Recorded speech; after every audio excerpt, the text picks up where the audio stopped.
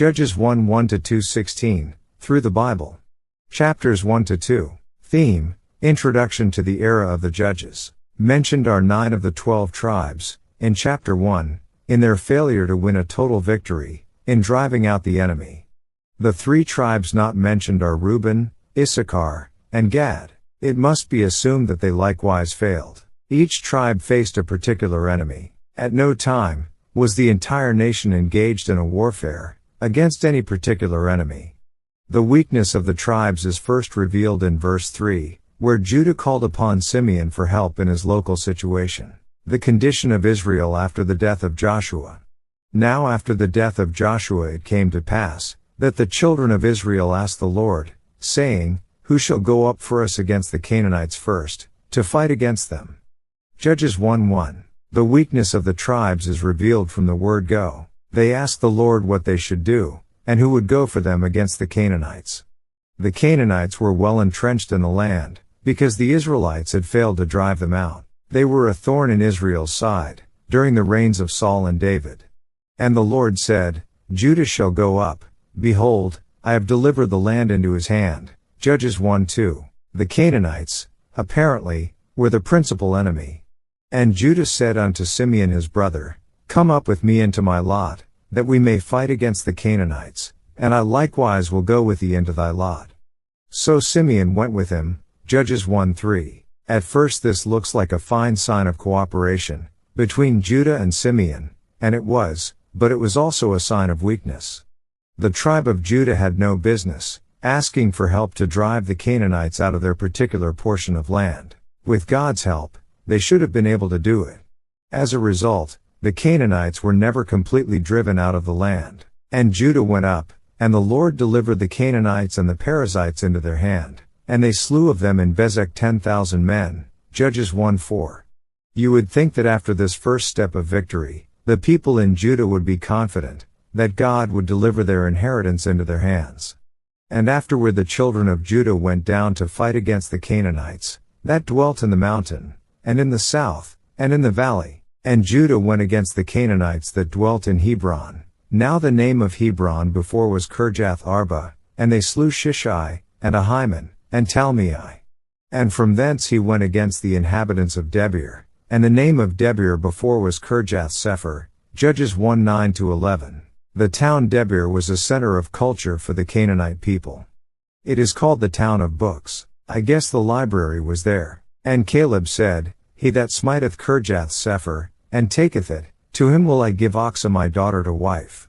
And Othniel the son of Kenaz, Caleb's younger brother, took it, and he gave him Achsah his daughter to wife. Judges 1:12-13. Israel first took the hill country, and held it the longest.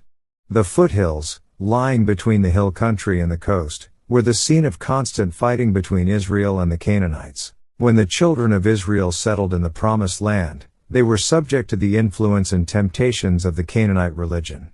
It was a degrading religion, and they soon lapsed into idolatry and apostasy. Whoever took this city was promised a reward, and in this case it was Caleb's daughter, Achsah. Grammatically, Othniel can be either Caleb's nephew or younger brother, but his marriage to Achsah would also classify him as a son-in-law. He undoubtedly was chosen as a judge because of his relationship to Caleb. Nepotism was prevalent even in that day. If he had been the son-in-law of Joe Dokes, he probably would never have become a judge. Many men today occupy positions of prominence, not because of their ability, but because of a certain relationship or circumstance. Napoleon called himself a man of destiny. He became prominent because of the times in which he was born. If he had lived in our generation, probably he would have been unknown. So it was, with Othniel. 9 of the 12 tribes mentioned in this chapter are mentioned in connection with failure. We have looked at the tribes of Judah and Simeon, and now Benjamin and Manasseh are the next to be considered. Failure is something that persisted in each one of the tribes, and the children of Benjamin did not drive out the Jebusites that inhabited Jerusalem, but the Jebusites dwell with the children of Benjamin in Jerusalem unto this day. Judges 1:21.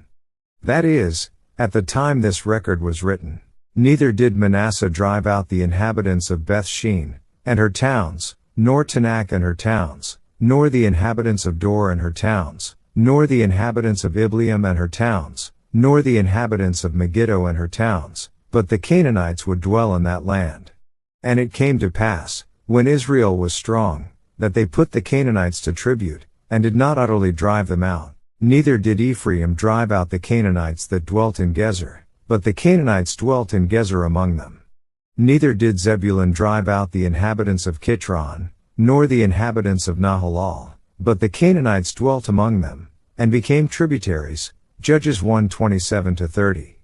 The report is failure for each of them. Neither did Asher drive out the inhabitants of Akko, nor the inhabitants of Zidon, nor of Elab, nor of Achzib, nor of Helba, nor of Aphik, nor of Rehob, but the Asherites dwelt among the Canaanites, the inhabitants of the land, for they did not drive them out. Neither did Naphtali drive out the inhabitants of Bethshemesh, nor the inhabitants of Beth-Anath, but he dwelt among the Canaanites, the inhabitants of the land. Nevertheless the inhabitants of Bethshemesh and of Beth-Anath became tributaries unto them. Judges 1:31-33. And they chased Dan up into the hill country, and the Amorites forced the children of Dan into the mountain, for they would not suffer them to come down to the valley. Judges 1:34. This is the promised land, God had given it to them. Yet not one tribe, apparently, was able to possess the land that God had given to it. How tragic! The children of Israel are rebuked for their disobedience.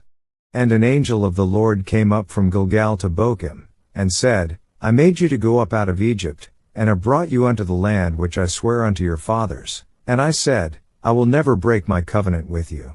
And ye shall make no league with the inhabitants of this land, ye shall throw down their altars, but ye have not obeyed my voice. Why have ye done this? Wherefore I also said, I will not drive them out from before you, but they shall be as thorns in your sides, and their gods shall be a snare unto you. Judges 2:1-3. I believe that the angel of the Lord is none other than the pre-incarnate Christ. God appeared in a form that could be perceived by the human senses. Although he had always met the need of his people, they had not obeyed his voice. This is the beginning of Israel's hoop of history. They repeated the weary round of forsaking God, sinning, being reduced to servitude by the enemy, returning to God in repentance, being delivered by God-appointed judges, back to obedience to God. God raises up judges. Nevertheless the Lord raised up judges, which delivered them out of the hand of those that spoiled them. Judges 2:16. Each time the nation hit bottom, God raised up a judge to deliver them.